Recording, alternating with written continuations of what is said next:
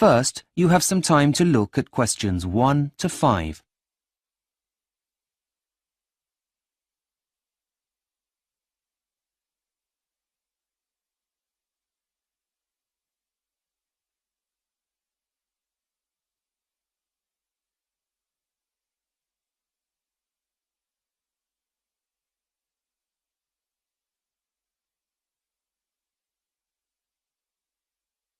You will see that there is an example that has been done for you.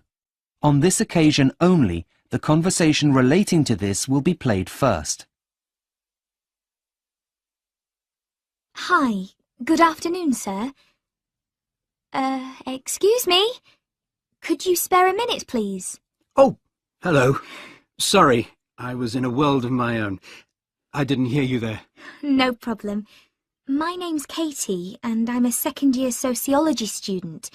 We're doing a research project on the importance of community centres to local residents. May I ask, are you a resident of Malton? The answer is community centres. So, community centres has been written in the space. Now we shall begin. You should answer the questions as you listen, because you will not hear the recording a second time. Listen carefully and answer questions 1 to 5. Hi, good afternoon, sir. Excuse me? Could you spare a minute, please? Oh, hello. Sorry, I was in a world of my own. I didn't hear you there. No problem. My name's Katie, and I'm a second-year sociology student. We're doing a research project on the importance of community centres to local residents. May I ask, are you a resident of Malton? Yes, I am. That's perfect. Would you mind answering some questions about the facilities you use? It won't take very long. Of course. I'd be happy to answer any questions you have. Far away. Great. OK, the first questions are to do with you. So can I ask how old you are? We need to know for statistical purposes later. Well, I'd like to say 16, but I'm 59. 60 next week, in fact. Oh, congratulations for next week. Now I just need your postcode and then we'll get started. Right.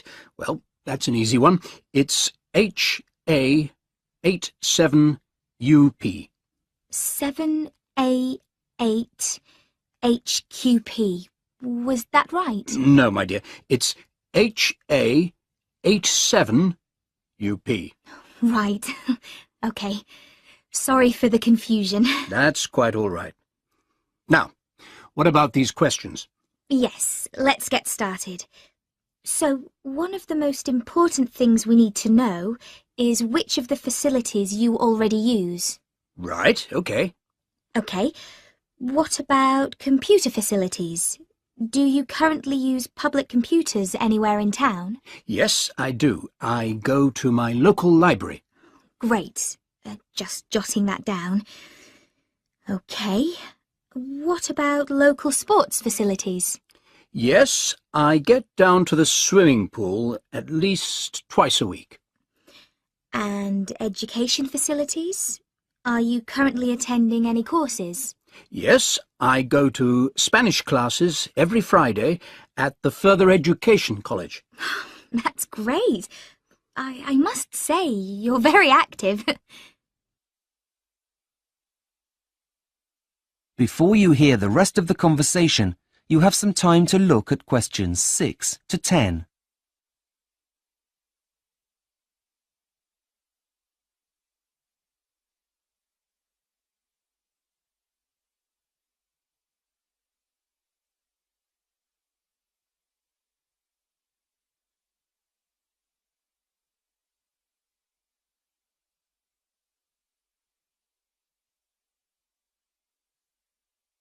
Now listen and answer questions 6 to 10. OK, we're halfway through. The next bit is all about how the community centre could be improved, if at all, that is. I see. Well, I'll give it a go. Well, firstly, I'd like to find out your views on sports facilities. Which sports do you think the community centre should offer that it doesn't already? Well, I'm not going to say swimming, as there's no point having 2 pools in a town of this size. Let me think. What about yoga? I know it's very popular these days. Yes, yoga and badminton. I used to play, you know. Really? Yes, and I was quite good, though I'm probably a bit rusty now. It's been years. OK. Do you think the classes should be split into groups? Yes, that's a good idea. I know that if there were classes only for pensioners, I'd definitely be more likely to play. I'm not as fast as I once was, you know. OK, I'll just write that down. Great. Now we're nearly done. I just need to ask you some questions about education. What kind of classes do you think the centre should offer that it doesn't already? Well, I suppose the kind of thing that's no longer offered at the local college. Things like arts and crafts. Those kinds of classes have now closed as they weren't financially viable, apparently. Yes, I heard about that. It was such a shame. Those kinds of classes are so important for the psychological well-being of those most vulnerable in a community. OK, I've written that down. Now I need to ask you whether you would be willing to pay for any of the services we were just talking about. As long as it wasn't too much, I have nothing against contributing. Something like £2 per class seems like a reasonable rate for an old man like me. OK, and lastly then, I just need to know how regularly you think you will use the new facilities, if the community centre makes the changes you have suggested. Well, I'd say 3 times a week, which is more than I go at the moment. I only bother on Mondays and Wednesdays, as there's nothing else on during the week that interests me. But I would definitely get out of the house more if they were to make those kinds of changes. That is the end of section 1. You now have half a minute to check your answers.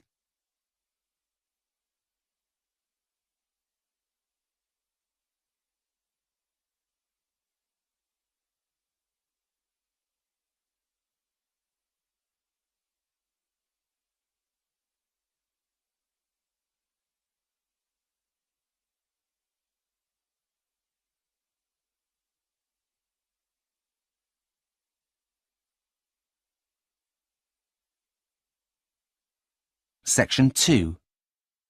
You will hear an audio tour for Hampstead in the City of London.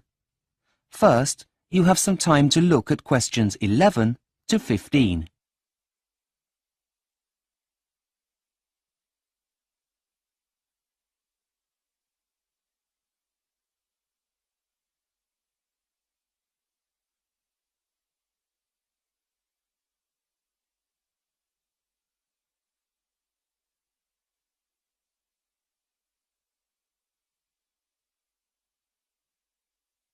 Now listen and answer questions 11 to 15. Hi and welcome to the Walking Audio Tour Service, which offers guided audio tours of over 30 walks around London. The full list of the walks is available on our website. You have chosen the Hampstead Heath Tour Part 1, which was, in fact, the first of the walking tours that were recorded. Your walk takes you through part of the Heath, a huge, wild, open parkland, where Londoners and visitors to the city can come and enjoy some leisurely and refreshing exercise. The Heath is one of the gems of North London. When you enter the parkland, you will feel as if you are walking in the wild countryside, but you are actually still in an urban area. The walking tour begins here at the exit to Hampstead Underground Station, which is the deepest station on the London Underground system. We hope that you enjoy your experience, whether you are on your own or sharing your walk with a companion. So, let's begin your tour. We hope you enjoy it. If you turn right as you exit Hampstead Station and stay on the right-hand side of the road, the main thoroughfare, Heath Street, will take you up the hill to the heath itself. You are now walking away from the main shops and cafes in Hampstead Village, but you can return to visit these after your walking tour for some window shopping. The village is busy during the daytime and the evenings. Now back to Heath Street. As the road winds northwards up Heath Street, you will pass some shops and restaurants on your way to the heath. When you reach the top, the first part of the heath that you will see on your right is the Vale of the Heath, which has some spectacular houses built on the heath itself beside a large pond. If you go along a little further, you will come to a fork in the road, where one road, North End Way, turns to the left and goes northwest away from the heath, and on your right is Spaniards Road, which turns northeast, cutting through the parkland. Walk along this latter road a little way and look for the first opening on your right, where a path leads you down into the wild parkland. As you descend along the pathway, you will find that the noise of the busy road that is just on your left disappears completely. You might want to take off your headphones to enjoy the delight of the sounds of the parkland. Don't imagine that there is only silence. There is the noise of the trees and the wildlife that lives there. As you walk along the path, you will come across several paths coming from the right to join the path that you are on. But keep going until you come to the first fork in the path. Now take the path that goes to your left, which will bring you shortly to the open spaces around Kenwood House. Before you hear the rest of the audio tour, you have some time to look at questions 16 to 20.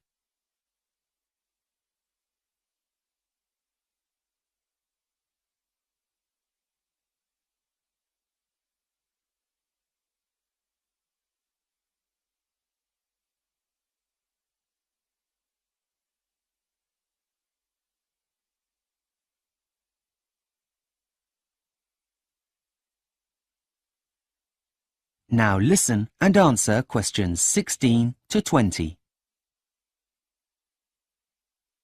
You can either walk through the woods and enjoy being among the trees, or you can savour the other charms the heath has to offer. You are now at Kenwood House, which is a museum open to the public. It has been used as the setting for several well-known films, and is used as a venue for a wide range of functions. For some light refreshments, there is the cafe at Kenwood House. Below Kenwood House itself, you can see the grassy slopes, which are an ideal place for picnics, and for children to run around and play games. Just beyond this picnic area is an open-air stage where music concerts are held in the summer months. You might even see the stage being prepared for a concert while you are there.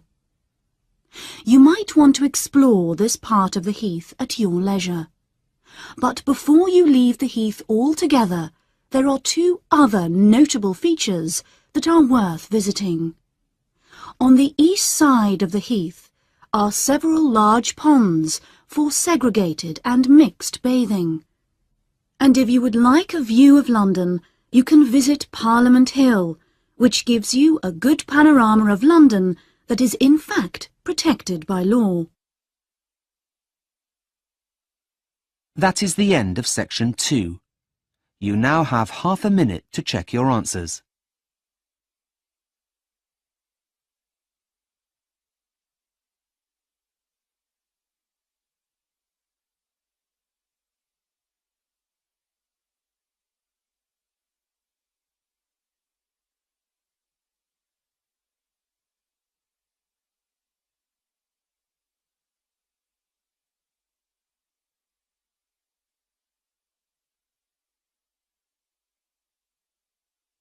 Section 3.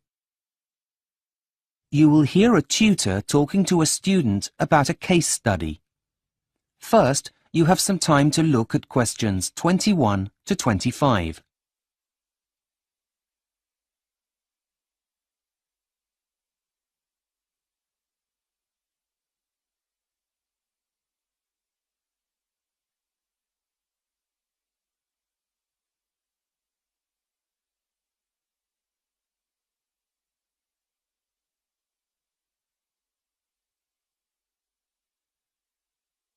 Now listen carefully and answer questions 21 to 25.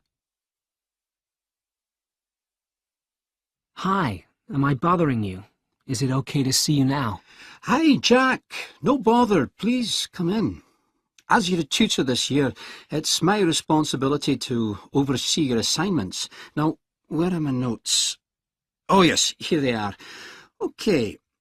I see that we were going to look at your case study on the challenges of urban planning in the 21st century and how to make it as green as possible.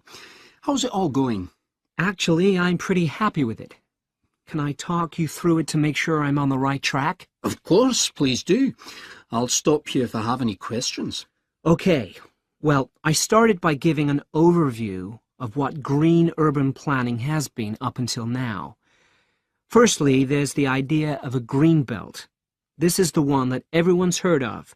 But I found that while it was successful for a short time and in limited cases, it grossly oversimplified things. Well, that's a good and practical start. What else did you look at? I hope that you also considered the idea of decentralization. Yes, that was really interesting, as although there were no objections to it, and it looked good on paper, it just didn't work in practice. Yes, a conundrum indeed. However, I think you'll find that there are many fads that come and go in this area. It isn't the first, and it won't be the last to simply disappear off the face of the planet. Well, this is all very good so far. What did you look at next? I then researched the 1960s fad of building new towns on new sites, but I found that although there are isolated cases of success, they tended to cost too much time and money to build. Keeping to that theme, have you considered the idea of brownfield sites? That is, sites that previously had another use, being converted into residential areas. Like the idea of buildings that were once banks being turned into restaurants, that kind of thing. Yeah, that's right. No, I hadn't thought of that. Well, I'd say it's a pretty important option in most urban areas today. Even though there have been issues with safety, if the land were contaminated in any way, at least it tends to attract no objections from local residents. Okay, thanks. I'll make sure I put that in. Anything else? Well, I'm not sure about this last one, but I thought the idea of pedestrianizing central areas was an interesting concept. Do you think it's valid here? Well, it's certainly not a bad idea. The only thing is that it would probably intensify the problem of congestion in inner city areas and would disrupt local residents' sleep if the construction work were to happen during the night. The use of loud excavators to repave the area would be inevitable. Yes, I take your point. But in some older cities, I think it's one of the few viable options. Well, as long as you state that, then it can definitely be included. Before you hear the rest of the conversation, you have some time to look at questions 26 to 30.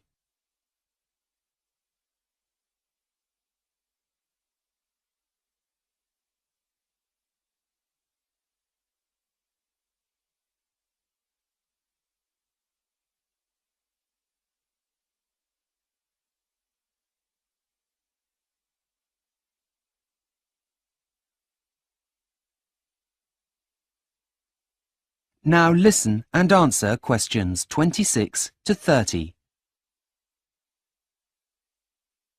Okay, so that's my introduction to urban planning sorted.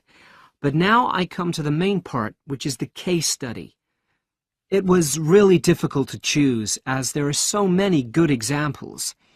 But in the end, I settled on Curitiba, which is the capital of the South Brazilian state of Paraná. Ah, yes, nice choice. How's the research coming along? Well, to be honest, I'm finding the amount of material a bit too much. There's such a diverse range of statistics that it makes it almost impossible to be selective. Well, tell me a bit more about what you've discovered, and then we'll see if we can come up with a plan to tackle the problem. Well, it's fascinating. Local authorities managed to achieve so much since the 1960s, principally because, rather than waiting for central government initiatives, they chose a cohesive strategy where residents were consulted.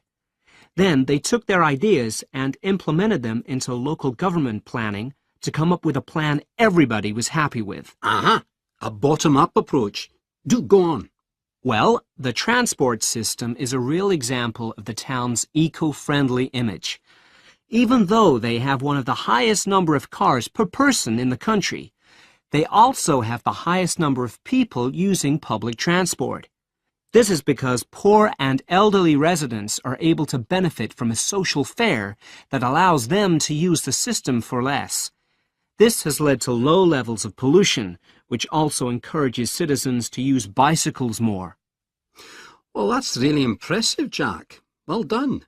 But I do have some suggestions to help you with finalising your case study. Please. If you're going to prove Curitiba's success, you need to refer to specifics. You mentioned pedestrian-only areas in your introduction. How about that? Yes, okay. And what about the amount of parking for all of those cars? I didn't come across that in my research, but I can look it up. Yeah, I think it's important. And what about considering where people live in relation to their place of work? If they live in the suburbs, how about mentioning how far they need to travel in order to get to work? And don't forget about their recycling strategy, including how easy it is and how much they recycle, making sure you include statistics to back it up. Okay, got it. All in all, Jack, you've really done your homework, and I very much look forward to receiving your final draft. Thanks, Professor. You've been a great help. That is the end of section 3. You now have half a minute to check your answers.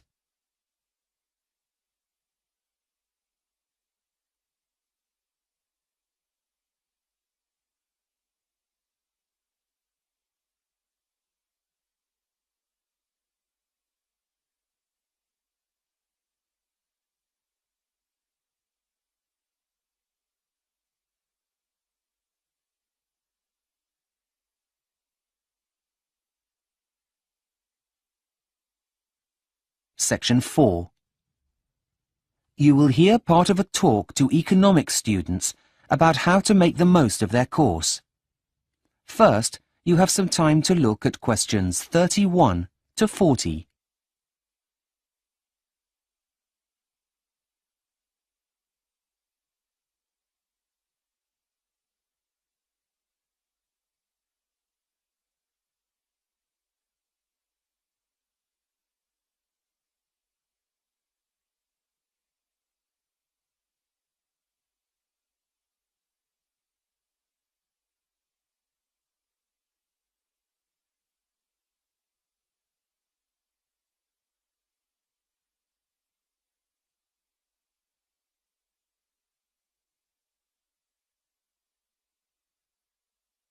Now listen carefully and answer questions 31 to 40. Good morning, everyone, and welcome to the Stanley University School of Economics. I will be one of your lecturers on the course, and my name is Professor Whitefield. Before the academic year really gets underway, I would like to take you through some of what you can expect and to give you some general course information. Firstly, you'll be attending lectures during which you will receive information about economics and the priorities that you will need to focus on. The lectures will provide you with information about the subject in a relatively condensed format. In addition, they should also provide a suitable framework for further study. Typically, this is also the first time that students get the chance to meet a researcher at the forefront of the discipline. Traditionally, lectures are seen as an essential part of the learning culture for higher education, in which undergraduate study is viewed as an induction into academic discipline and a way of viewing the world. However, although all I have said until now is true, every year undergraduate students experience problems with the techniques used in lectures. Being forewarned will hopefully help you with adjusting to these issues. The first problem is that there is little opportunity for the development of student understanding. That is, if you misunderstand something, there is no immediate opportunity to ask. Secondly, when newer teaching approaches are used, such as problem solving, learning outcomes are improved. However, these will still not replace the validity of listening and learning from an expert.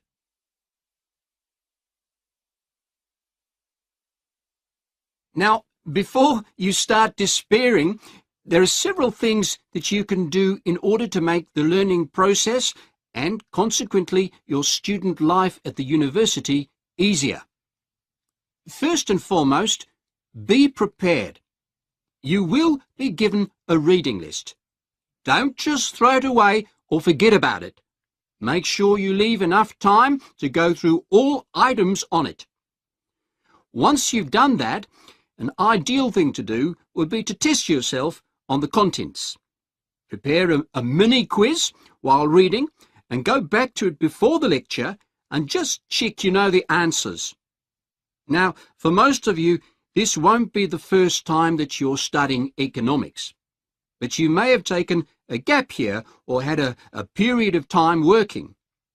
If this is so, and even if it isn't in fact, it always makes sense to go back and refresh your memory on those relevant theories you learned about before, as we'll definitely be referring to them. Okay, there are just a couple more ideas I'd like to suggest before I'll take any questions you may have. We are lucky enough to be living in a digital age, so use resources like the web to do some extra background research. There's no shortage of information nowadays, but just be sure that you're using reliable resources. Finally, and this is an important one, make sure you discuss ideas with your peers. They're in the same boat as you are after all, and you'll probably find that it helps make your learning more memorable. All in all, take charge of your learning and you'll find that you succeed. Now, do you have any questions before we go on to the next? That is the end of section 4. You now have half a minute to check your answers.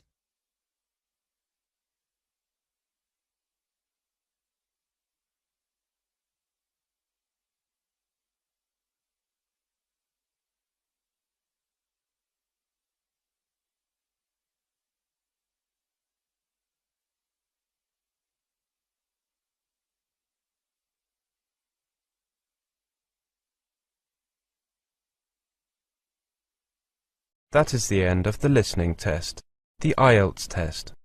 You now have 10 minutes to transfer your answers to the listening answer sheet.